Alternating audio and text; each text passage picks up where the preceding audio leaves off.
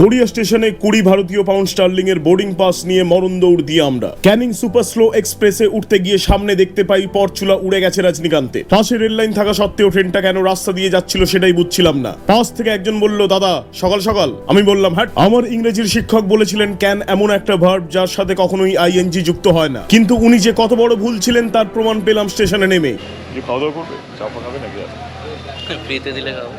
গরিব মানুষদের জন্য ক্যানিং এ দুধ চায়ের পরিবর্তে পাওয়া যায় চায়ের দুধ, আর দুধ কিভাবে খেতে হয় তা তো আমাদের সকলেরই জানা।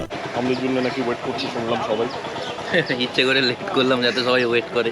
অনেকেই জানে না যে প্রচুর অটো চলতো বলে কানাডার রাজধানীর নাম হলো অটোয়া। তবে এই মুহূর্তে অটোই হলো পশ্চিমবঙ্গের জাতীয় যান এবং টোটো হলো জাতীয় বেবি। সোনাখালী ঘাটে পৌঁছে দেখি বোট কোম্পানি এখন হেডফোন বানানো ছেড়ে দিয়ে নৌকো বানিয়ে নিজেদের অকাতে ফিরে এসেছে। ব্রেকফাস্টে ছিল দু রকমের আইটেম, কেউ কেউ খাচ্ছিলেন লুচি আলুর দম, আবার কেউ কেউ খাচ্ছিলেন আলুর দমের সাথে লুচি। ব্রেকফাস্ট করার পরে আমি বললাম, নদীর ওপরে দেখতে পেলাম টোটো চলার জন্য বানানো হয়েছে রানওয়ে, যার তলায় লেখা রয়েছে রান অ্যাওয়ে।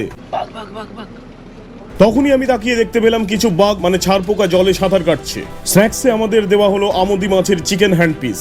তারপরেই আমরা খুঁজে পাই একটি স্মার্ট ইলেকট্রিক ঢোল।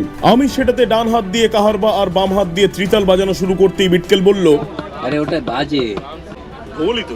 না না ঢোল নয়, ঢোল আপনি হয়ে যাচ্ছেন দিনকে দিন।